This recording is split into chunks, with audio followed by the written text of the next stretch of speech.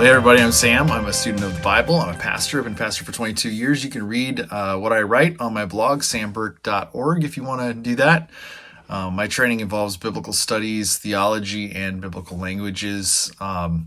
So a while back, I had a commenter. I was going back and forth with a commenter about some ideas, and he had talked about a book or a set of books called The Crucifixion of the Warrior God, and it's learning to read the Old Testament stuff through the lens of the cross. And so I was like, oh, I want to check that out. Who's it by? And he said the author, his name's Gregory Boyd. And so I looked into getting that. I actually tried to buy the physical books twice, and both times, one time got damaged by Amazon.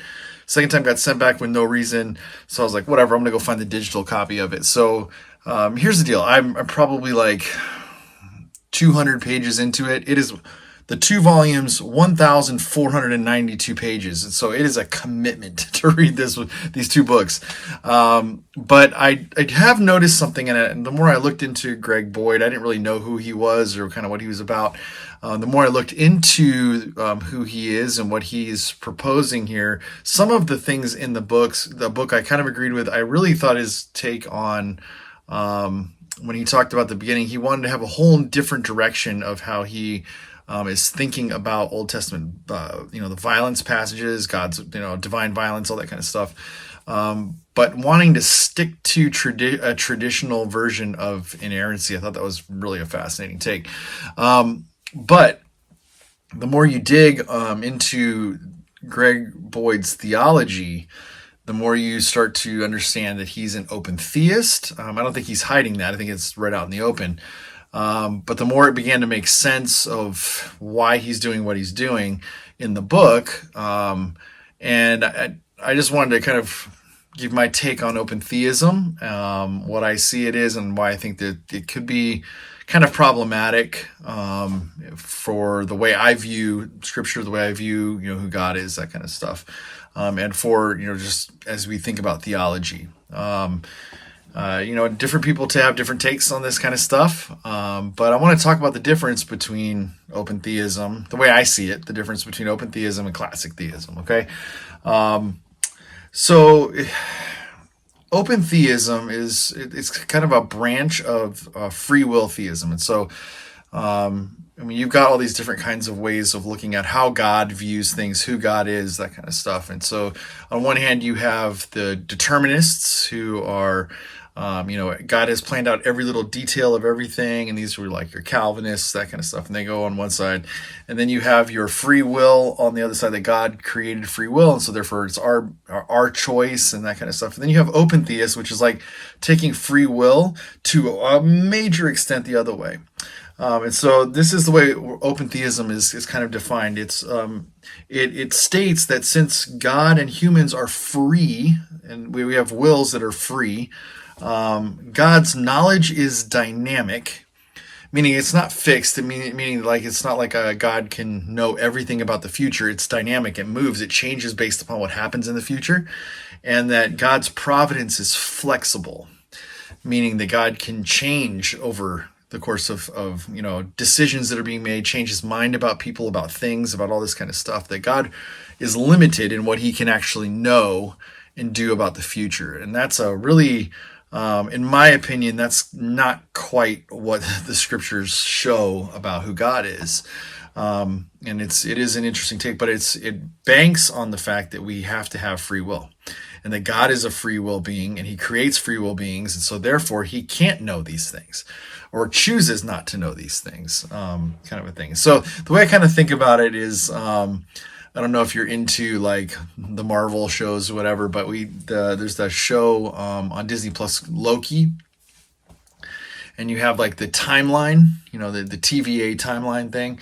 And classic theism would kind of look at it more like, well, there's one timeline, right? That's like this. But with open theism, it's like the timeline can branch off into all these different things, and it kind of like choose your own adventure. Like, and God doesn't know which one, is there. And so he's got to kind of keep track of all of them. And like, okay, we're going to go this way or this way.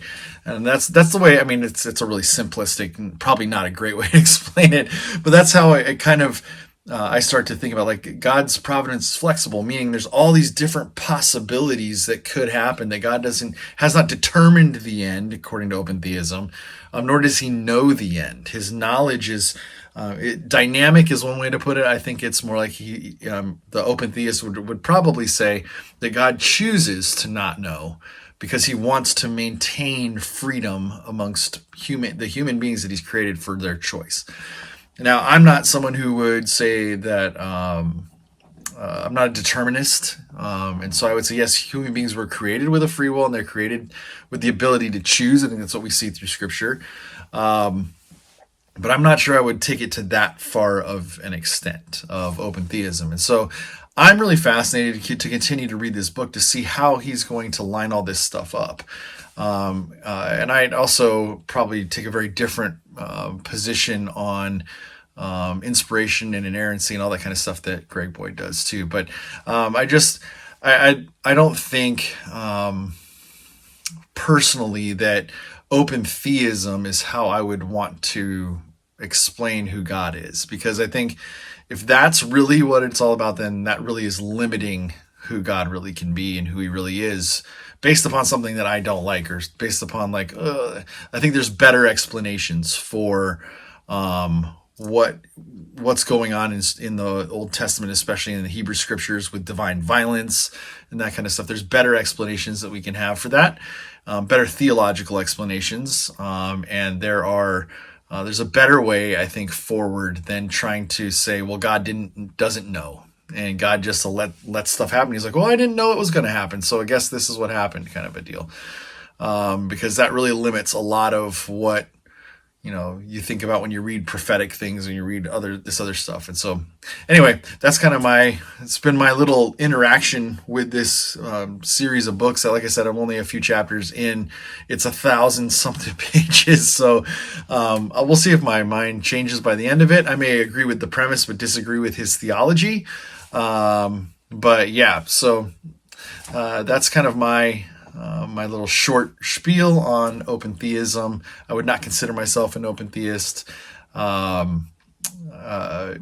would consider myself probably more in the line of leaning into Arminian kind of theology, where it's more we have free will, we have the ability to choose, we have the divine image within us that we can make that choice, all that kind of stuff. I would not lean into the fact that God has predestined and predetermined people for heaven and for hell and that kind of stuff, that there is a freedom of choice in that.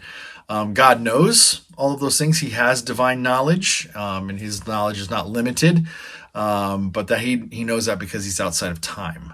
He's not bound by the time that we're in. So anyway, I'll get into that in a Theology Thursday as we talk about omniscience, omnipresence, all that kind of stuff of God, and where we see some of that in Scripture and that kind of stuff, and why we build those theologies. But anyway, that was kind of my take. I wanted to just kind of talk about that a little bit because I've been reading this book and it's been interesting so far. And the more I dug into who Greg Boyd is and his theology, the more I was like, this is a little bit out there for me. So anyway, hopefully that was helpful. If you've ever wanted to read this book, I'll probably, when I get done with it, probably in the next 4 months or something, I'll probably put a video up about kind of reviewing my thoughts and ideas about the whole of these two volumes of this book, or these books.